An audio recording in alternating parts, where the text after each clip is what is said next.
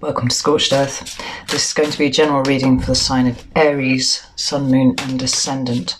If you don't know what your Moon or Ascendant signs are, have a look in the description box below. There's a link down there that will help you. I do personal readings, but I have got quite a backlog at the moment, so if you want to hold off just for a couple of weeks until I've caught up, that would be incredible. If you do want a personal reading, use the email in the description box. I'm on Facebook and Instagram, so if you want to come and join me over there, you're very welcome.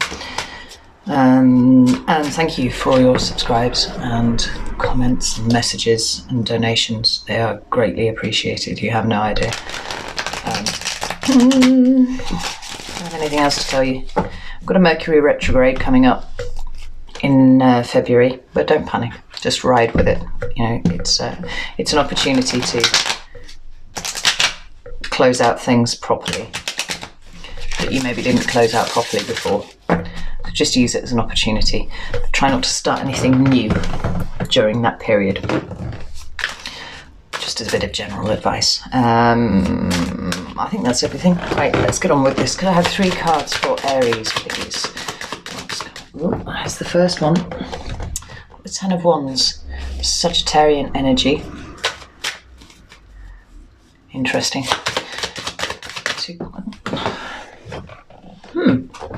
Page of Wands. I like that. Not only is that a progression, but it's a much better card. Let's go one more card for Aries, please. And the Star. It's the card of Aquarius in the Major Arcana, numbered 17. On the bottom of the deck, we've got the Knight of Swords. It's air energy. Great deal of movement implied by that one. Now, which deck do I want? I'm going to go with the Marigold because this is fast becoming one of my favourite decks. My son bought it for me for Christmas. So I love it. Right. Why is the Ten of Wands here for Aries, please? What's the Ten of Wands here for Aries? First card is the Empress. That's Taurus or Libra. I always ascribe it to Taurus personally. I don't really get the Libra association, but there we go. Why is the Ten of Wands here? Woo. And the Five of Cups. It's water energy right there. Scorpio, I think. Why is the Page of Wands here? There it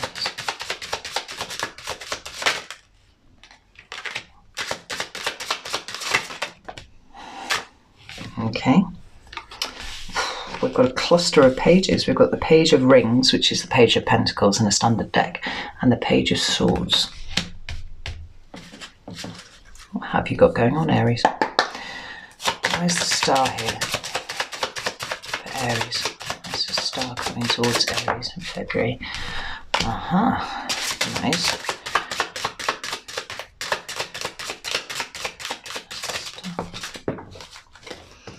That one kind of cluttered out. We've got the King of Wands.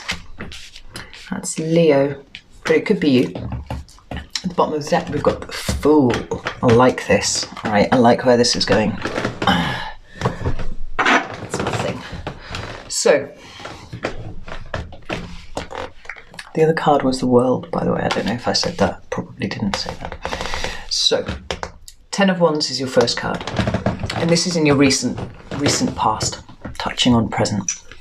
The Ten of Wands is a card of burden, right? It's a card of taking on too many responsibilities, too many duties, or even just a situation that you thought you were comfortable with at some point, proving further down the line to be more effort than it's worth. You know, this dude's picked up this bundle of sticks, you know, and he's very close to home, right there, right? Not very far away at all, but it's back-breaking work. Yeah, and there's a sense that there should be an easier way of doing something here, whether he just put down half of the sticks, you know, took half and came back for them. But whatever benefits he gained from picking them all up, somewhere along the line, the costs are now outweighing those benefits. Because it's a 10, it's the end of the cycle within the wand suit. And it talks about hitting breaking point, right there, right? Something is too hard and it's time to put it down. The two cards that you had to clarify are the Empress and the Five of Cups, and this is quite an interesting combination right here. Right. I'll start with the Empress. It's obviously major arcana. It's number 3. For me, it's Taurus. But the Empress is all about fertility and abundance. She's about bringing new things into the world. You know, she's quite often depicted as pregnant. But this Empress gives off an entirely different feel to what you would usually see in a standard deck. She's actually clutching a knife, and the way that she's holding this sort of shawl thing around her head, she's pulling on it really tight. She feels uncomfortable with something. She's guarded. She feels guarded and vulnerable. Like, why would she be holding a knife otherwise, other than to protect herself? But from a body language point of view, she's tucked in.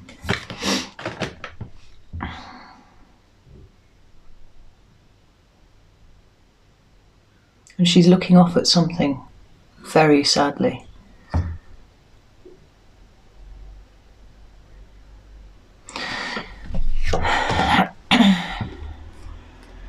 It feels like something that you've been working on, something that you've been trying to bring forward into the world is not working out quite as you expected. And worse than that, rather than it turning out to be just hard work, it's actually left you feeling exposed and vulnerable, perhaps slightly under attack. And then we've got the Five of Cups. Now the Five of Cups is, fives talk about conflict, right? They talk about change. They can sometimes talk about competition. The Five of Cups usually talks about regret, guilt sometimes. Some readers call it the crying over spilt milk card, and I really hate that, actually, because I think it's quite reductive. And I think that this card can indicate a great deal more than that kind of energy. You know, usually there's a man stood there and there's 2 cups behind him and he's got his back to those and he's just looking at the 3 that are in front of him that are spilled. I get a great sadness from that card, and I always feel like it's grief. It's grieving over something.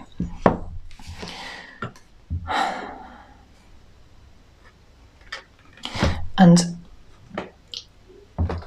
as you look at the cards there, the Empress is gazing at those 5 cups, which are all kind of sprouting little flowers in there.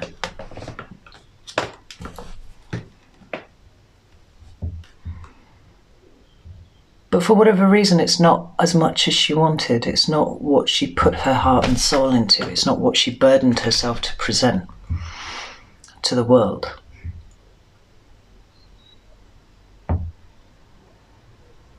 And she looks sad, and the Five of Cups is sad. Like, there's an emotional attachment here between this Empress and these cups. Whatever it was that you tried to do, it didn't work. Whatever you tried to create, it hasn't worked the way you wanted it to. And now you're grieving over it. Not only that, you're feeling vulnerable and like you need to protect yourself over it. Oh, intriguing. Dog hair all over me. The card you've got for your present is the Page of Wands, though, and I'm delighted to see this here because it's the fire page for a start, so it's your page, Aries. And all the pages for me, as well as being messengers, the cards of new starts. And above all the other pages, this one is the one that's most excited about his new start, right? Yeah, he's going to go off and do his job. He's going to envoy messages between the kings and the courts and all that kind of thing. But he's excited about what he gets to see, about what he gets to experience, you know, the horizons that he gets to broaden while he's doing his job. This is something new right here that he's about to embark on. And I love the fact that it's come directly after the 10, because obviously the suit runs from the ace to the 10, and then we have the start, the court cards, so it follows on in a sense.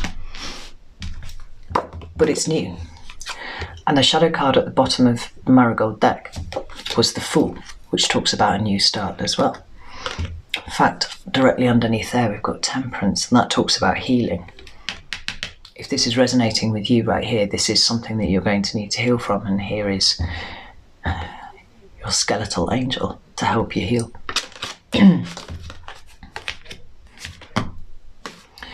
So we have a new start, and it's something that you're passionate about.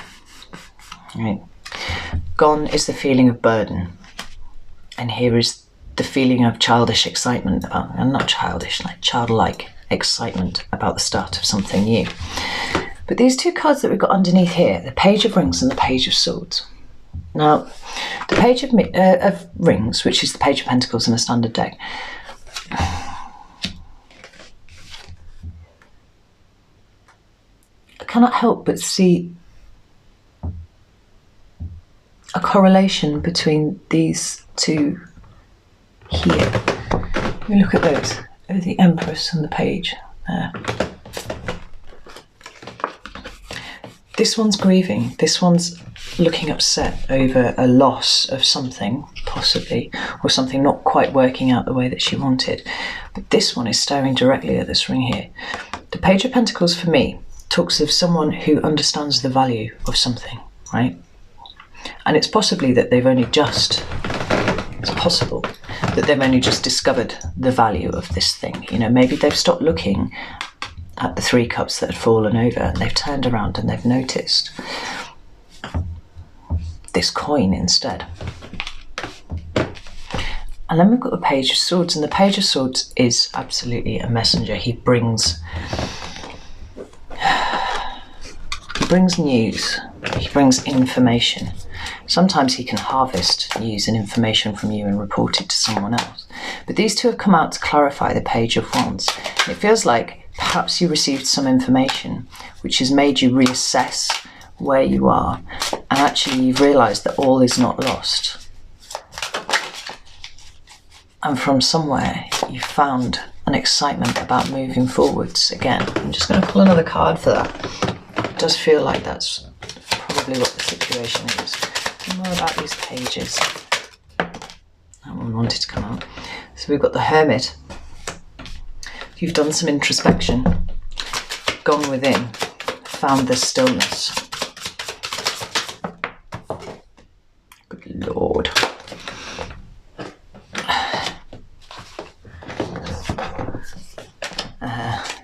Let's get one more. Oh, it's 3. I'm not taking those.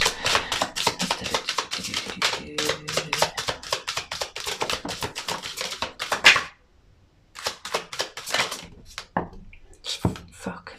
There's just cards flying out everywhere. Yeah, I'm not taking those because it's 4 of them. I don't take them if they drop to the right anyway, because that literally just does mean that I've dropped them.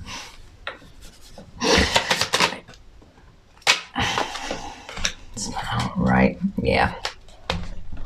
So what's come out is the Hermit, Judgment, the 3 of Swords, and the Ace of Swords.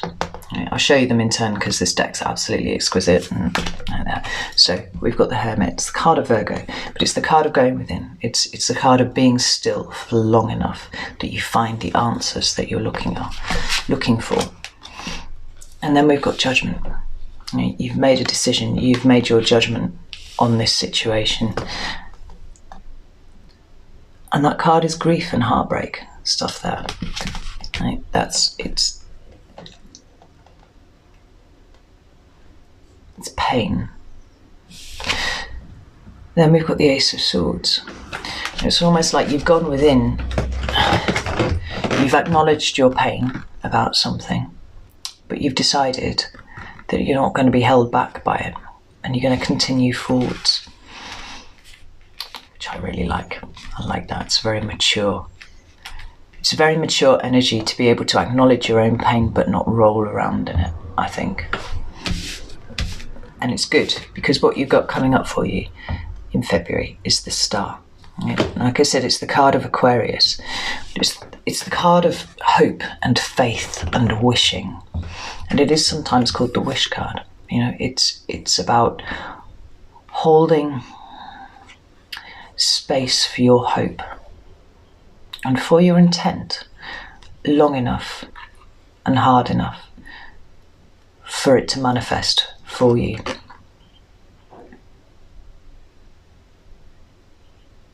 What it is that you're wishing for, and that might be something different to what it was in the recent past, is going to come through. The two cards that you've got to clarify are the World and the King of Wands, and I find this really interesting because you may or may not know that the World is the end of the cycle in the major arcana. From there you go to the Fool, and here is the Fool. Here is the shadow card at the bottom of your deck. This usually depicts the 4 fixed signs, but this one doesn't have it, so I'm not even going to bother mentioning them there.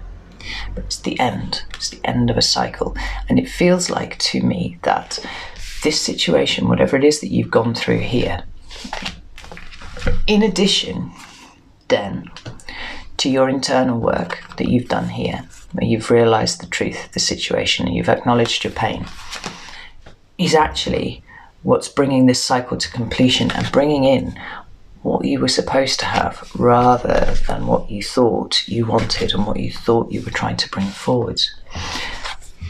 And then we've got the King of Wands. Now this strictly is Leo, but actually it's just the masculine presentation of the fire energy, and as such it could be Aries as well, or it could be Sagittarius.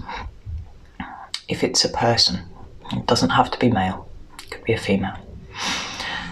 But I feel like it's an energy, and I feel like that because you've got this Page of Wands here, right? And you've got this 10 of Wands here. You've been stepping through something, right? This is an acknowledgement that nothing is lost, actually. That you've taken the time, you've assessed, you know, off the back potentially of some information that you've received. You've assessed what actually is really important to you. And in doing so, and dealing with whatever this is down here as well, you're stepping up from the Page, who is young and naive and inexperienced, but excited and enthusiastic about where he's going, to a King. And this King, if it's an energy, and I feel like it is an energy, is one who knows what he wants. He's confident in his abilities. He's confident in what he wants. And of all the kings, he's the one most likely to rush out and go and get it. A lot of the other kings come across quite static to me. And kings are fixed energy. But the King of Wands is like the shaman of the deck, I think. And he undertakes his role, you know, very seriously. He deals with his responsibilities and his duties. But the second there's a sniff of adventure somewhere, he's off. And he will manifest what he wants.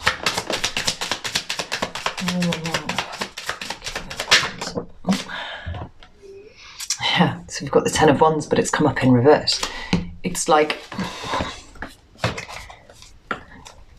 all of this down here has given you a new understanding of what you want from your life, potentially. But also of what you are prepared to accept and not accept, undertake and not undertake. You know, what is a fair amount of energy exchange for you with someone else? And if it doesn't suit you, you're not going to take it. Okay. And the 5 of Cups is in reverse as well. That's absolutely astonishing. Like, you're refusing to sit around and feel sorry for yourself. You're refusing to sit and wallow. Like, both of these cards have come out in the reverse, whereas both of them were in the upright in your past. I love tarot. I just love how it works. And I really feel like this graduation that you've undertaken from Page to King is off the back of this inner work here. This is so important. So proud of you. Well done. Do I want to have a little nose and see what this wish is? I'm kind of interested. Let's give these a little shuffle. It's hard to hear, but whatever disappointment you've experienced, whatever became too hard, it was exactly as it was supposed to be. You know, we don't move if we're comfortable. We have to be made uncomfortable, because that's how we grow.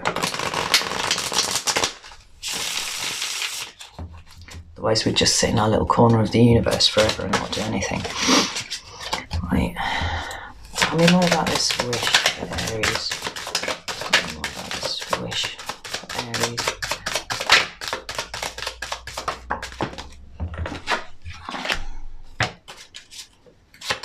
More about this wish for Aries.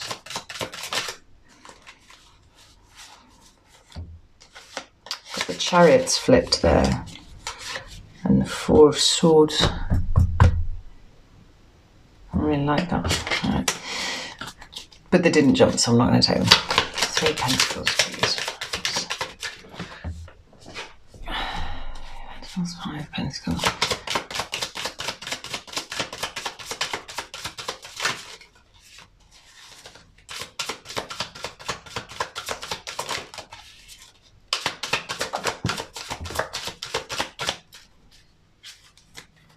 We've got the Three of Pentacles and the Five of Pentacles come out to clarify your wish.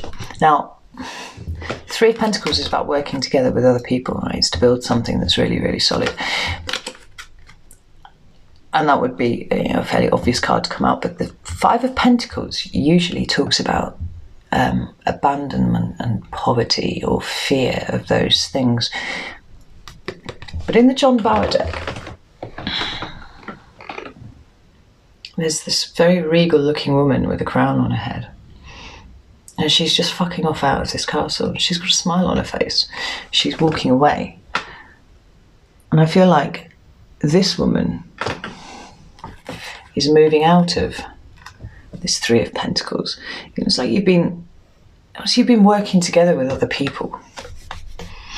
Maybe. But you've been shouldering all of the load.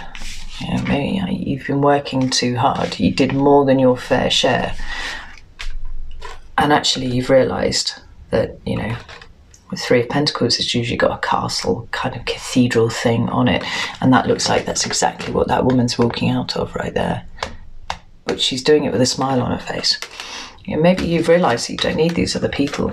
And what actually you're trying to bring into the world, what was so hard for you to try and create down here, you can actually do perfectly well by yourself. And if you're rocking the King of Wands energy, I'm inclined to believe you, frankly. It's going to stop being hard. And you're not going to worry about it anymore. And that's just beautiful. Aries, your readings have been quite painful recently. But this feels like there's a real... I'm actually surprised that the Wheel of Fortune isn't here somewhere. Look at this. It was right underneath the Temperance card. So the shadow cards, Fool, New Start, Temperance, Healing, Wheel of Fortune. I love it. And they're all major arcana as well. You know, this is big life stuff. Directly underneath that is the Ten of Cups, just so you know as well. So best of luck in your endeavour, whatever it is. I'd love to hear about it if you want to comment on the video down there. And as ever, I'd love it if you'd subscribe and like the video and all that shiny YouTube thing. But if not, I'll see you in a couple of weeks for the mid-months. Take care.